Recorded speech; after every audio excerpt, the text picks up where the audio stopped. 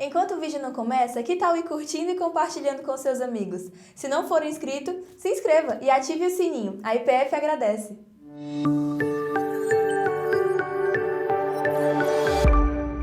Gostaria de convidá-los a abrir mais uma vez a sua Bíblia comigo no livro de Salmos, Salmo de número 40. Pela manhã, nós falamos do verso 1 até o verso 3. Nessa noite eu quero ir do verso 4 até o verso 10. Bem-aventurado é aquele que põe no Senhor a sua confiança e não se volta para os arrogantes, nem para os que seguem a mentira. São muitas, Senhor Deus meu, as maravilhas que tens operado conosco, e também os teus desígnios para conosco. Não há ninguém que possa se igualar a ti. Eu quisera anunciá-los e deles falar, mas são mais do que se podem contar. Sacrifícios e ofertas não quiseste. Abriste os meus ouvidos. Holocaustos e ofertas pelo pecado não requeres. Então eu disse: eis, aqui estou, no rolo do livro está escrito a meu respeito. Agrada-me fazer a tua vontade, ó Deus meu. A tua lei está dentro do meu coração. Proclamei as boas novas de justiça na grande congregação. Jamais cerrei os lábios, tu sabes, Senhor. Não ocultei no coração a tua justiça. Proclamei a tua fidelidade e a tua salvação. Não escondi da grande congregação a tua graça e a tua verdade. Amém? Vamos orar nesse exato momento, irmãos, pedindo ao Espírito Santo que nos ilumine e que o Senhor possa falar ao nosso coração nesta hora. Ó Deus, exclamamos a Ti nesse exato momento, Senhor, iluminação da Tua palavra. Nós precisamos ouvir a Tua voz. Somos carentes, ó Deus, de Ti, carentes, ó Senhor, da Tua palavra nos nossos corações. Ajuda-nos, sustenta-nos, fala-nos, pois nós, Teus servos, queremos ouvir. Eu me coloco diante de Ti, Senhor, fazendo a mesma oração que fez João Batista. Importa que o Senhor cresça e que eu diminua. Em nome de Jesus. Amém. Queridos irmãos, a título de introdução, eu quero lembrá-los, alguns dos irmãos que estavam pela manhã, estão aqui também à noite, mas a título de introdução eu queria lembrá-los que o Salmo de número 40, ele, não diferentemente do Salmo de número 27, parece ser composto por dois salmos, que outrora foram separados, mas agora estão juntos. E isso se dá pela própria estrutura do Salmo de número 40. Veja só, do verso 1 até o verso 10, Davi está agradecendo a Deus por todos os seus feitos. Lá no verso 1 ele diz assim: esperei com paciência pelo Senhor, ele se inclinou para mim quando eu clamei por socorro. Tirou-me de um poço profundo, de um charco de lodo, firmou os meus passos sobre uma rocha e me pôs nos lábios um novo cântico, um hino de louvor ao nosso Deus. Davi está agradecendo a Deus por um grande livramento. Porém, do verso 11 ao verso 17, a temática muda. Drasticamente, nós vamos ver Davi lamentando. O que ocorre naturalmente nos salmos de Davi é que ele começa lamentando e depois ele estende ações de graças ao Senhor pelo livramento, pela vitória, pela bênção alcançada. Davi aqui faz o inverso, por isso que acha-se, e isso é comum entre todos os críticos textuais, todos os comentaristas, de que o Salmo 40 é a composição de dois salmos. E aí, irmãos, além de o Salmo 40 parecer ser a composição de 2 salmos, o verso 13 ao verso 17, esses versículos estão substancialmente idênticos ao Salmo de número 70. Idênticos. Esse é um salmo messiânico. Gosto quando Charles Haddon Spurgeon, que é o príncipe dos pregadores, ao comentar o salmo, já no verso 1, ele já, vou usar aqui uma expressão bem cearense, já manda Jesus. Quando ele diz assim, que é uma personalidade, na realidade uma característica do Filho de Deus, esperar, esperando.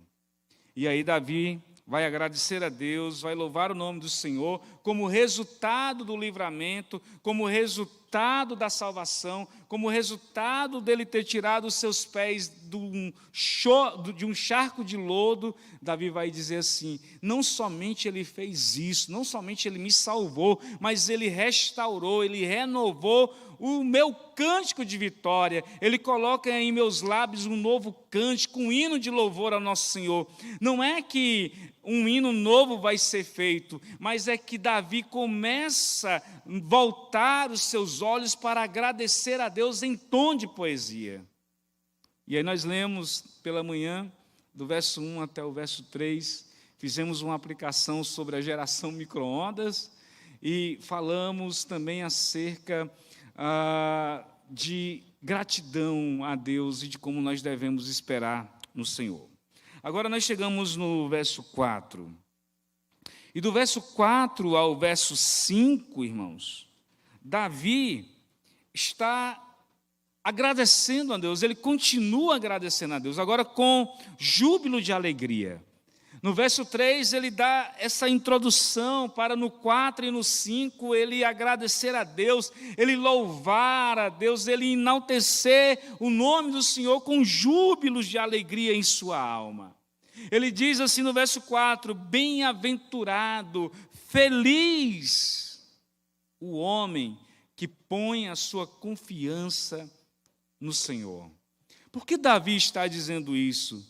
Veja, lá no verso 1 e no verso 2, Davi vai dizer assim, esperei, esperando, ou esperando, esperei no Senhor. E ele vai agora dizer para as pessoas que é feliz aquele que põe no Senhor a sua confiança. E não somente isso, ao afirmar que feliz é aquele que confia no Senhor, imediatamente ele diz que a infelicidade do homem está em confiar em outros homens mentirosos, arrogantes. Davi está nos dizendo que ele não esperou por nenhum deles, ele não confiou em personalidades, ele não confiou em pessoas com poderio, ele não confiou em gente que tinha uma família influente, ele confia única e exclusivamente no Senhor. A vitória e o livramento que Deus deu a Israel faz com que Davi confie cada vez mais no seu Senhor e no seu Salvador. Interessante, irmãos, que Davi, no verso 4 e no verso 5, está abençoando aqueles que depositam sua fé no Senhor, no Deus da aliança. Pela manhã nós falamos algo sobre essa questão da aliança, quando Davi diz que confia no Senhor, ele com certeza lembra de tudo o que aconteceu desde os primeiros pais, da aliança que Deus fizera, da forma como Deus agiu, do cuidado que Deus teve com os pais ou os heróis da fé.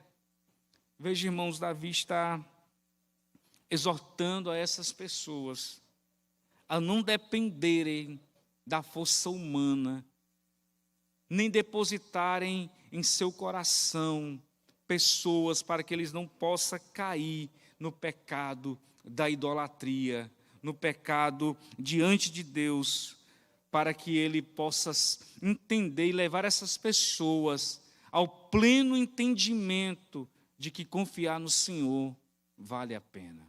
Veja, Ele diz no verso 5, acompanhe comigo: são muitas, Senhor Deus meu, as maravilhas que tu tens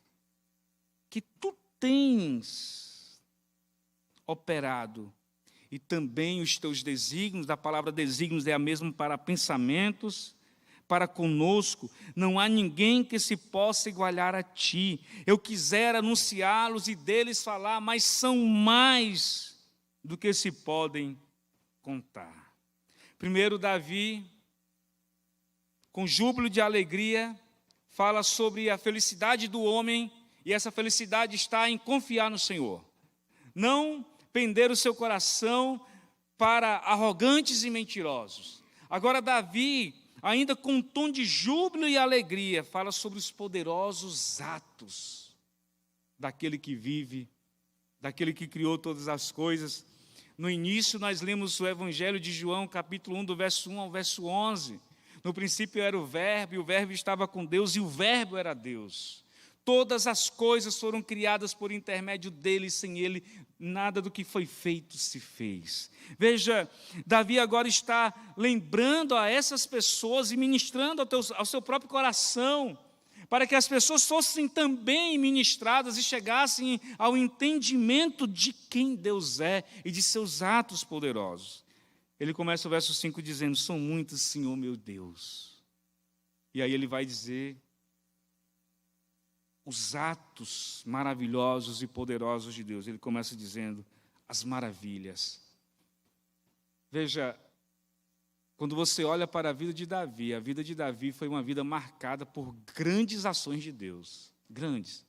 Você vai lembrar de Golias, mas antes de Golias você vai lembrar de quê? Do leão, do urso. Ele, cheio do Espírito Santo, vai derrotar Golias. Davi é marcado por ações de Deus em sua vida. Mesmo diante dessa dificuldade, pela manhã nós falamos que provavelmente a dificuldade que Davi estivesse passando seria uma enfermidade para a morte. Ou outros ainda dizem que se não era uma enfermidade para a morte, Davi estava manifestando a angústia da sua alma, talvez por causa de uma ameaça nacional a Israel, com um grande exército, um inimigo que poderia abater o reino de Israel. E aí ele vai mostrar exatamente o que está acontecendo, como está a sua alma. E ele vai ser livre disso, e ele vai exaltar, glorificar, enaltecer os grandes feitos de Deus, as maravilhas de Deus. Ora, irmãos, quando ele fala sobre essas maravilhas de Deus, Davi também traz a lembrança, a criação, Davi traz a lembrança, todas as coisas, Davi traz a lembrança, aquilo que nós podemos ver, aquilo que a nossa vista alcança, concernente à criação de Deus, mas também aquilo que está fora do nosso alcance e que está nos planos soberanos de Deus e aos cuidados de Deus e sustentado por Deus. Mas ele não apenas fala sobre maravilhas, ele diz os teus pensamentos. Algumas traduções, os seus desígnios. Alguém já disse que a história da criação mostra coesão. Os pensamentos do Senhor resultarão na restauração de todas as coisas, inclusive na restauração do próprio Davi, que foi alvo da graça, da bondade e da misericórdia de Deus. Derek diz o seguinte, ele é um comentarista, e ele vai dizer algo muito interessante acerca do verso 5, ele diz assim: nosso passado está repleto das maravilhas divinas, e o nosso futuro está repleto de seus planos e desígnios. Ainda comentando esse versículo, Spurgeon diz assim: os desígnios de Deus e seus pensamentos se multiplicam muito mais do que toda a aritmética humana. Quem conheceu a mente do Senhor? Ninguém. Não dá para entender a mente de Deus. Nós não conseguimos dissecar Deus nas universidades. Os projetos, os planos, os desígnios de Deus, Ele é soberano. A W. Pink escreveu um livro acerca da soberania de Deus, onde ele trata exatamente desse aspecto, onde Deus soberano, e essa soberania, ela faz parte de Deus, e soberanamente Ele reina sobre tudo e sobre todos. Meus amados irmãos, Davi diz que ninguém é capaz de contar. Ninguém. Olha, o verso 5 novamente comigo. Não há ninguém que se possa igualar a ti. Eu quisera anunciá-los e deles falar, mas são mais do que se podem contar. Davi não está falando apenas das maravilhas que Deus operou. Ele lembra do momento em que Deus fala com Abraão. O momento em que Deus diz assim, conta as areias, os grãos da areia do mar. É incapaz, conta as estrelas, é incapaz. O homem não consegue, ele não consegue contar, ele não consegue olhar para as estrelas, mas Deus sabe o nome de todas elas, Ele conhece tudo, tudo, tudo, simplesmente tudo.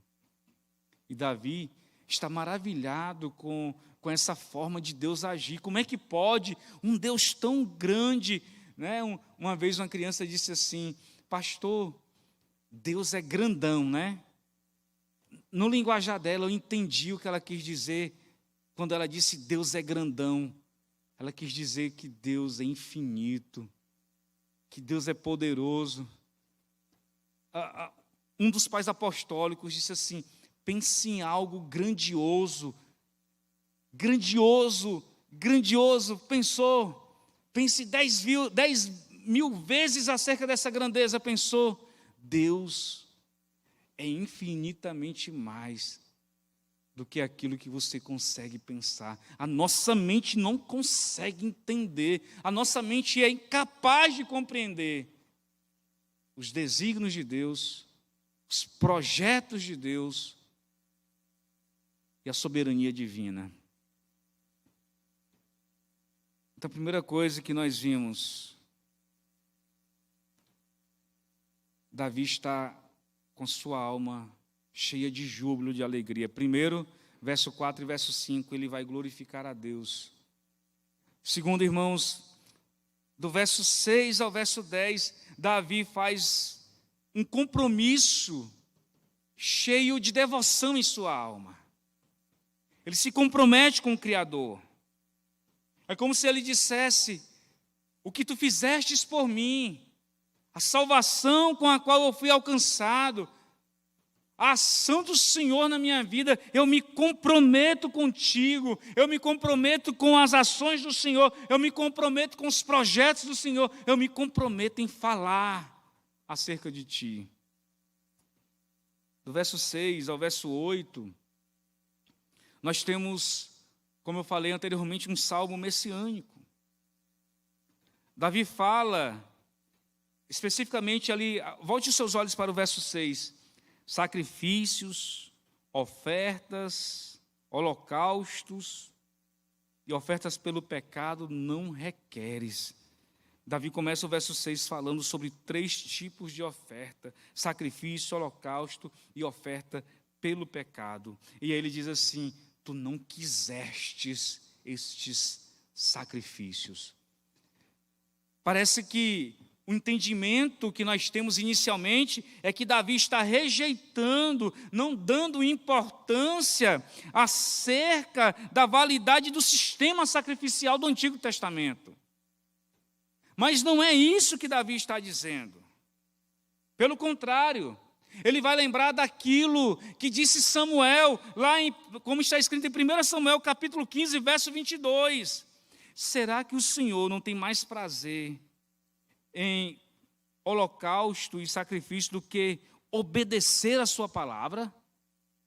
Obedecer é melhor que sacrificar, e o ouvir melhor que a gordura de carneiros. Veja, irmãos, as pessoas levavam sacrifícios diante de Deus, ofereciam sacrifícios diante de Deus, Mas essas pessoas estavam como Jesus vai falar: esses lábios me honram, mas o seu coração está distante de mim. Eles entendiam do rito sacrificial, eles sabiam que tipo de animal tinha que ser oferecido, eles entendiam acerca do sumo sacerdote, do papel do sacerdote, eles entendiam como é que a coisa funcionava, eles tinham muito conteúdo, eles tinham muita coisa na sua cabeça, mas o coração não obedecia, o coração estava distante. O que Davi está querendo mostrar não é uma falta de valor pelo sistema sacrificial, mas o que Davi está chamando a atenção é que essas pessoas que davam valor a isso não estavam ouvindo a voz de Deus. Por isso Davi diz assim, volte os seus olhos de novo aqui comigo para as Escrituras. Abristes os meus ouvidos. Essa expressão é marcante, é uma expressão forte. É uma expressão que traz o pleno entendimento de que Deus abriu os ouvidos de Davi para que ele ouvisse a lei e praticasse a lei. Para que ele entendesse qual era o projeto, o plano de Deus. Aquele que fora salvo por Deus, não somente Deus o tirou de um local imundo, de um tremendal de lama, mas ao mesmo tempo Deus abre os ouvidos de Davi. Sabe, irmãos, a ideia que se passa aqui é que as pessoas ofereciam para Deus seus sacrifícios, mas elas não tinham compreensão na prática do que elas estavam fazendo. E Davi vai dizer: tu abristes os meus ouvidos.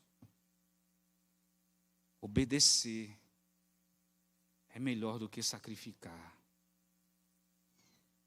Obedecer, o ouvir é melhor do que a gordura de carneiros. São duas coisas que me chamam a atenção: o obedecer e o abrir os ouvidos para ouvir a voz de Deus, para entender o que Deus está querendo falar com o seu povo.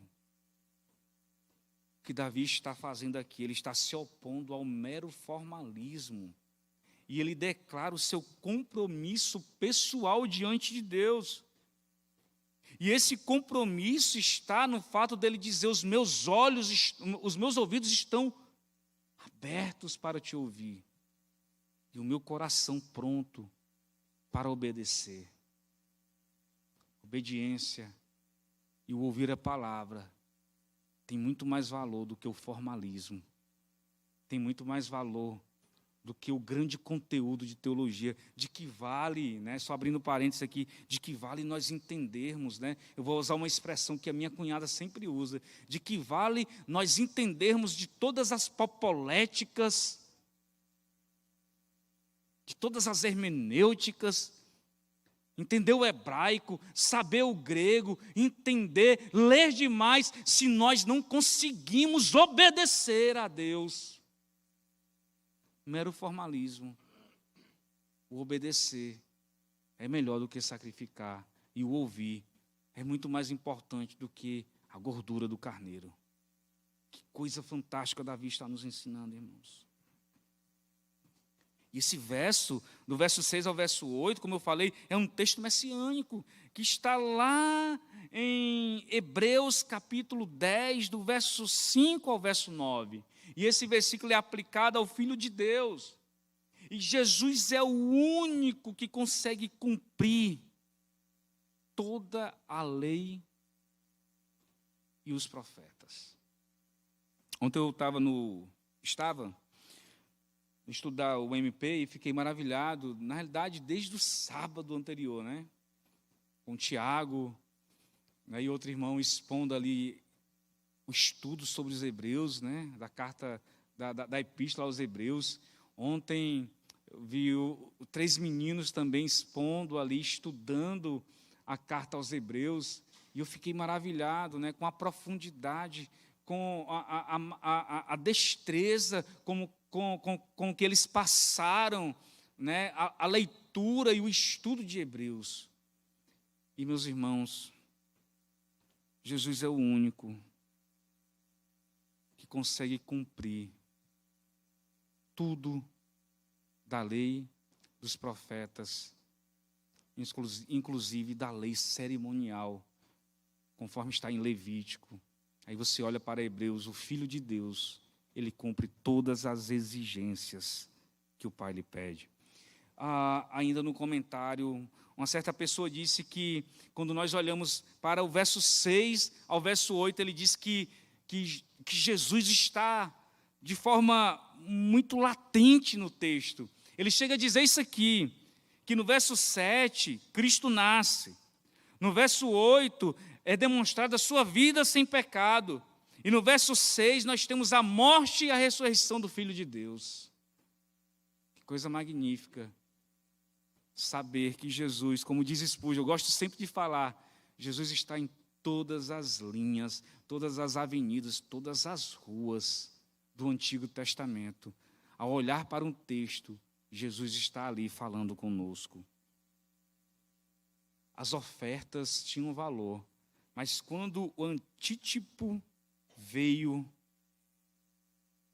essas ofertas perderam completamente o valor sacrificial, porque o único sacrifício perfeito agora é o de Cristo Jesus. E aí nós vamos ver do verso 9 ao verso 10, como Davi vai proclamar a perfeição dos atos de Deus em sua vida. Olha que coisa interessante. Em resposta à salvação tão grande, Davi diz assim, verso 9 e verso 10, proclamei as boas novas de justiça. Perceba a expressão que Davi vai usar. Eu proclamei as boas novas de justiça. Uma expressão muito comum no Novo Testamento. Ele vai falar da expectativa da vinda do Filho de Deus. Ele vai falar da promessa que está lá desde Gênesis capítulo 3. Aí ele diz assim, eu não cerrei os meus lábios, não ocultei, proclamei salvação e fidelidade, não se calou os meus lábios diante da grande congregação. Que coisa fantástica. Davi inicia o verso 1 dizendo, esperando esperei pelo Senhor. Ele se inclinou para mim quando eu clamei por socorro. E aí ele vai falar de todos os atos maravilhosos de Deus. Quando ele encerra tudo que Deus fez em favor de sua vida, ele vai dizer assim, eu proclamei, eu falei as boas novas de salvação e justiça, falei sobre fidelidade, meus lábios não ficaram cerrados, ou seja, eu não fiquei calado. Eu proclamei a tua graça e a tua verdade. Meus irmãos, eu queria trazer 3 aplicações para a nossa caminhada cristã, para a nossa vida, para o dia a dia. Como é que nós devemos lidar com aquilo que Deus fez por nós? Olha para você aí. Maravilhoso, maravilhosa, bem vestido, cheiroso, eu espero que esteja, né? Mas você está aí. Se você pudesse falar quem você era sem Cristo, ou o que você podia ser sem Jesus, eu tenho certeza que muitas coisas sairiam. E Deus operou grandes coisas em nossas vidas. E a primeira aplicação que eu quero trazer aos nossos corações é: confie sempre naquele que te salvou. Continue confiando em Deus. Ora, se Ele foi capaz de te salvar, de me salvar, de tirar os nossos pés lá do mundão, lá de onde nós estávamos, da porcaria do mundo que vivíamos, se Ele foi capaz de tirar a murmuração, se Ele foi capaz de tirar o palavreado errado da nossa boca, Ele é capaz de fazer infinitamente mais. Ele é capaz de operar maravilhas porque Ele é Deus de maravilhas. Ele é capaz de parar as ondas e dizer: acalma-te, aquieta-te, emudece, fique tranquilo, porque Ele manda na natureza, a natureza lhe obedece. Meus irmãos, é tempo de continuar confiando em Deus, é tempo de enxergar as maravilhas de Deus, é tempo de dizer: esperando, esperei confiantemente pelo Senhor. E nós estamos aqui hoje. Começamos esse culto adorando, começamos esse culto louvando a Deus, engrandecendo o seu nome, exaltando a majestade divina.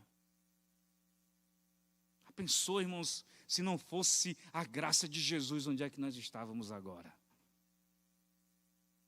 Eu vou tentar dizer. Das 3 possibilidades, uma delas, pode ter certeza, que se não fosse Jesus eu estava lá. Primeiro, eu começo a minha vida bebendo. Então eu podia estar agora ali, num botiquinhozinho, né? Era escravo da bebida. Segundo, eu podia estar agora no convento, sendo um frade franciscano. Às vezes, quando eu penso nessa possibilidade, a primeira coisa que me vem à mente é como é que seria a minha cabeça com aquele corte lindo. Eu sou cearense, eu não tenho mais problema com isso. Né? Eu vi o Udney, eu vi o Tiago pelar a cabeça, eu vi o Ezequiel com a cabeça pelada, e eu disse: meu Deus, que cabeças bonitas, né? Bem redondinha, parece que são, né? Mas aí eu penso, a primeira vez que eu pelei a cabeça foi por causa do Atos, porque ele passou no concurso da polícia, do colégio da polícia, e tinha que pelar a cabeça. Ele: pai, eu não quero fazer isso sozinho, eu caí na besteira de fazer. Quando o cara pelou, quando começou a pelar aqui, eu vi que afundou e subiu. É cabeça de cearense. É assim. Eu fico imaginando aquele cocorotezinho, aquela coisa horrível, né? Eu estaria lá agora, se não fosse Jesus. A outra possibilidade, eu estaria no Espiritismo. Porque a minha vida, dos 8 anos de idade até os 14 anos de idade, foi dentro do centro espírita. Mamãe recebendo os bichos lá na mesa redonda, né? Aquela coisa toda.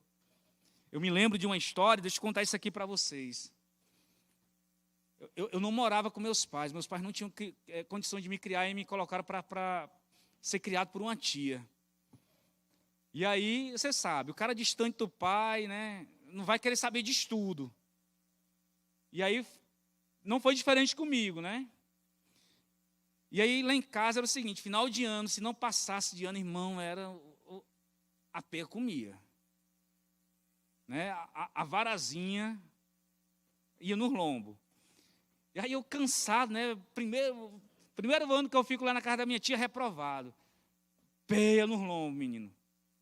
Essa turminha aí não sabe o que é isso não, viu, Roberta?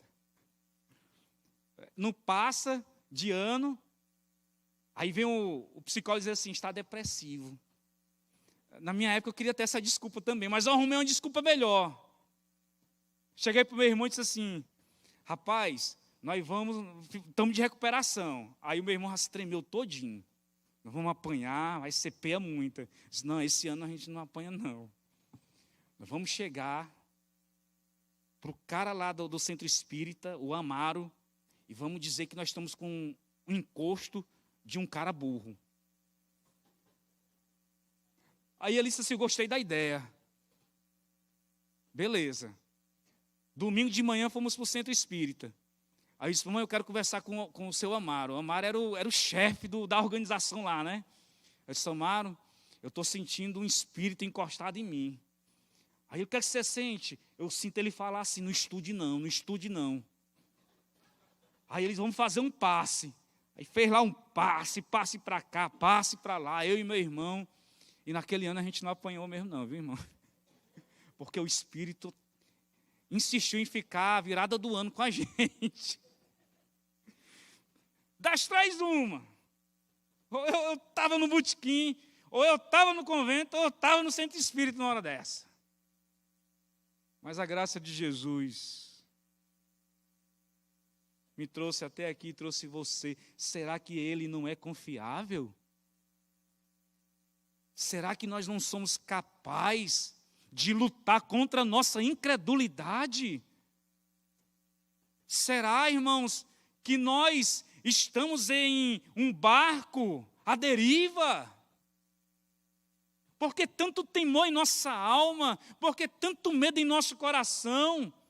Por que tanto desespero? Por que nós vamos achar que tudo vai dar errado? É temor, é falta de confiança no eterno. E Davi está dizendo assim, feliz é o homem que põe no Senhor a sua confiança. Meus amados irmãos, o resultado das eleições não mexeram com a minha alma. Não mexeram. Não tocaram, não me trouxe nenhum pingo de desespero. Porque eu sei em quem eu tenho crido. E eu sei que é poderoso para fazer infinitamente mais. Eu não confio em homens. Davi está dizendo, não confie em homens mentirosos, não confie em homens porque eles erram, eles são falhos. Não confie em homens para que não venha a idolatria em seu coração. Aí ele vai para o verso 5. Muitas são, Senhor Deus meu, as maravilhas que tu tens operado, e os teus desígnios são tantos que não se podem contar. Eu quisera anunciá-los e deles falar. Isso me dá alegria. Saber que Deus, aquele que me tirou do lamaçal, que colocou um cântico nos meus lábios, que sustentou a minha caminhada e tem sustentado a tua caminhada também. Você acha que você está forte aí na fé que você ora mais? Porque você é mais crente do que o outro? Nós somos sustentados e estamos na rocha, na pedra de esquina que é Jesus Cristo de Nazaré, irmãos. É Ele quem sustenta a nossa fé. É Ele. E como é reconfortante saber que os pensamentos de Deus são de paz e não de guerra, para vos dar o fim que desejeis. Ora, irmãos, na pessoa bendita de Jesus Cristo não há mais guerra entre nós e Deus, não há mais separação, não há mais medo, não há mais temor. A nossa caminhada é uma caminhada rumo à nossa verdadeira pátria. Ô glória! A nossa verdadeira pátria, a nossa mansão celestial. Sei que aqui a gente sofre. Ontem tive com a família do esposo da nossa irmã que faleceu. Mesmo com 94 anos, o choro copioso, a dor na alma. É normal, é natural. Nós não fomos criados para perder, para separação. Meu irmão, confie em Deus. Continue confiando no Senhor da sua vida. Amém? A segunda aplicação que eu quero fazer aqui, irmãos. Davi vai dizer assim: sacrifícios e ofertas não quisestes, abriste os meus ouvidos, holocaustos e ofertas pelo pecado não requeres. Então eu disse, eis aqui estou, no rolo do livro está escrito a meu respeito. Agrada-me fazer a tua vontade, ó Deus meu, a tua lei está dentro do meu coração. Meus amados irmãos, uma frase que me marcou na leitura desse salmo, combinando com 1 Samuel, capítulo 15, verso 22. Obedecer é melhor do que sacrificar. E o ouvir é melhor do que gordura de carneiro. Quanta formalidade. Os nossos corações estão se enchendo de muita coisa, menos de Deus. A nossa alma está sendo alimentada por muita coisa, menos do Evangelho de Jesus Cristo de Nazaré. Irmãos, a nossa vida, ela tem que ser guiada pelo livro da lei, pelo livro do Senhor, pela Bíblia, nossa única regra de fé e prática. Parece que os nossos ouvidos estão tampados. Deus fala e o coração endurece. Deus age e o ser humano não quer ver. Deus diz como é que tem que ser e a pessoa, o crente, não quer saber. Davi está dizendo aqui exatamente isso. Sacrifícios e ofertas o Senhor não quer. O Senhor está rejeitando esse tipo de coisa. Esse povo está honrando com os lábios, mas o coração está distante. Outro dia, eu estava com um seminarista. Outro dia, entenda, faz tempo. Outro dia faz tempo, né? Não é agora, não. Eu estava conversando com ele. E saiba, irmãos, que eu fiz uma pergunta simples do Evangelho de Jesus Cristo de Nazaré. O cara não soube responder. Um candidato ao sagrado ministério. Uma pessoa que vai pastorear vidas. Que vai alimentar ovelhas. Mas ele começou conversando comigo acerca de todos os ritos, da formalidade, daquele negócio que a gente adora fazer, né?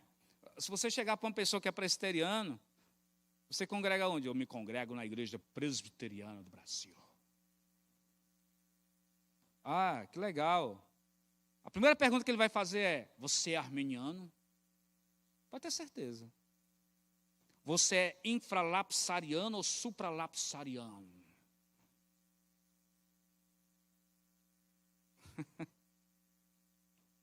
Aí pergunta para esse miserável um texto da Bíblia. Ele vai saber só o Salmo 23 que a mãe dele ensinou. Mas conhece a vida do John Wesley, do Jonathan Edwards. Sabe tudo sobre Calvino, Lutero, mas não sabe nada da vida de Jesus. Nada da vida de Jesus. Nada da vida de Jesus.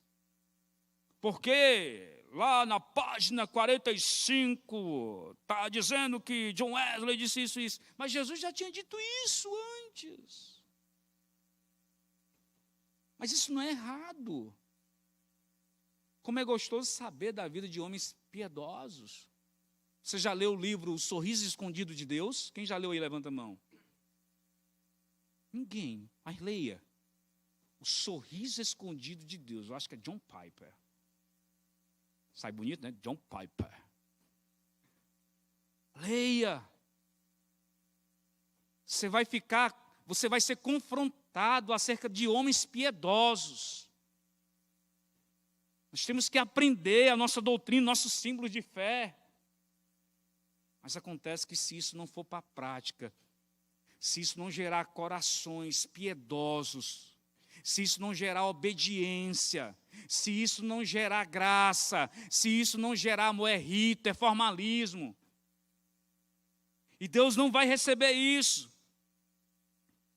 Porque é melhor obedecer do que sacrificar.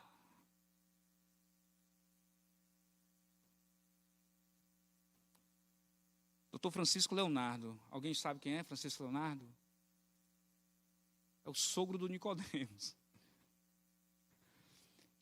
Ele foi, acho que reitor do Seminário Presbiteriano do Norte há muito tempo atrás. É que tem gente aqui de lá, acho que vai saber dessa história que eu vou contar agora. Quando os seminaristas chegavam lá de nariz empinado, né, aquela coisa assim soberba, ele tinha escrito um nomezinho pequenininho no chão da sala dele.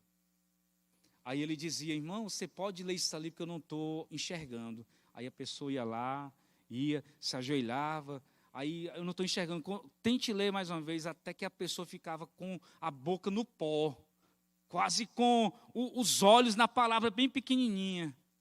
Aí ele botava a mão na cabeça da pessoa e dizia assim: Senhor, abençoa teu servo que está de joelho se quebrantando do orgulho dele.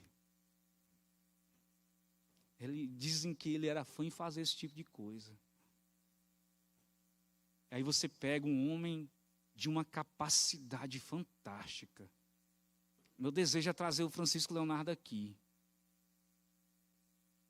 De uma simplicidade. Sabe quando tem gente que dá vontade de você ficar perto dele eternamente? Francisco Leonardo. Meus irmãos, primeiro, continue confiando no Senhor. Segundo, é melhor obedecer do que sacrificar. Por último, proclame os atos maravilhosos que Deus fez na sua vida. Pregue o Evangelho de Jesus Cristo de Nazaré. A tempo e fora de tempo. Na fila do ônibus, na fila do almoço, no restaurante, lá no seu trabalho. Mas não venha com aquela de dizer assim: pastor, eu não sei falar, eu falo só com as minhas ações. Tem gente assim, né? Não estou dizendo que isso é errado não, viu? Pelo amor de Deus. Não estou dizendo que é errado não. Mas tem gente que fala tanto com as suas ações que quando ele sai de lá a pessoa não sabia que ele é crente. Legal, que negócio estranho, né? Aí você vai dizer assim: rapaz, você trabalha em canto tal, na repartição que você trabalhava, tinha um amigo meu que era crente. Ele: quem é? Fulano de tal. Ah, conheço demais. Ele era crente?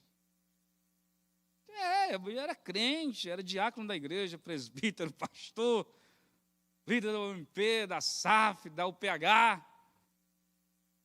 O cara falou tanto através do silêncio que ninguém sabia que ele era crente. Meu irmão, é tempo de proclamar as verdades do Evangelho de Jesus Cristo de Nazaré.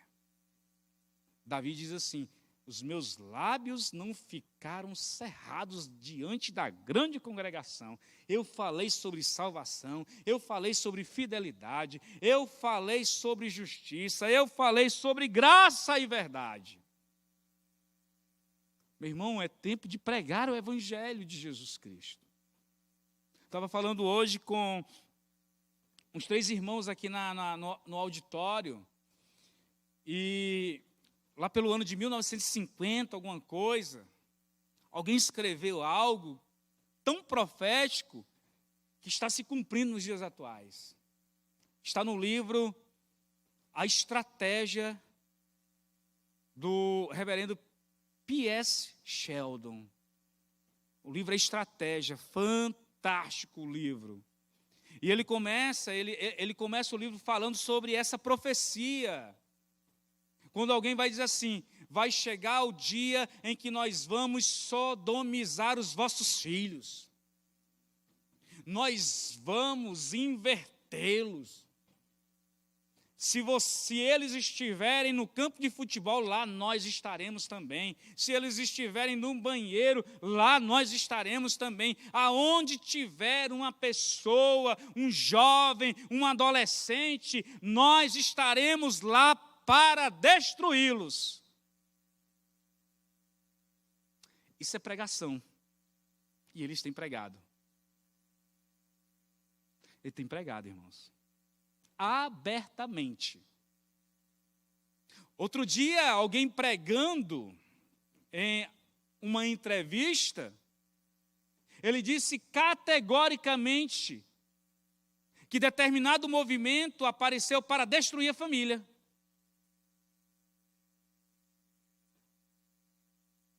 E o que nós vamos fazer?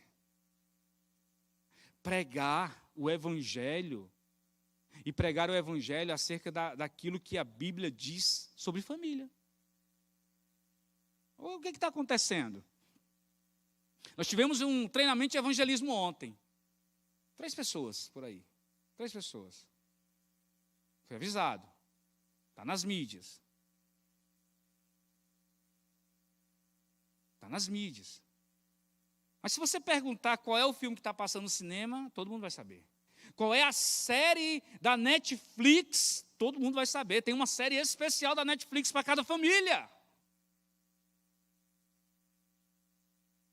Nós estamos vivendo dias difíceis e esse é o tempo de nós nos levantarmos para pregar o Evangelho. Nós não podemos cerrar os nossos lábios, irmãos.